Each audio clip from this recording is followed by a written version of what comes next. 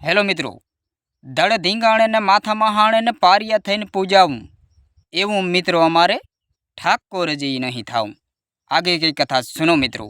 आज हम बात करेंगे 27 नक्षत्र किसको बोलते हैं। मित्रों आपको पता नहीं होगा, लेकिन मैं बताऊंगा तो आपको साफ साफ पता चल जाएगा। मित्रों तो 27 चंद्र भगवान की पत्नी 27 से मित्रों 27 दक्ष प्रजापति की बेटियां हैं और चंद्र भगवान को 27 कन्या से विवाह कर दिया था।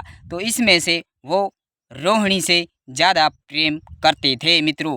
इसीलिए आपको कोई भी काम करना है तो रोहिणी नक्षत्र में मित्रों करोगे तो शुभ काम अवश्य होगा मित्रों।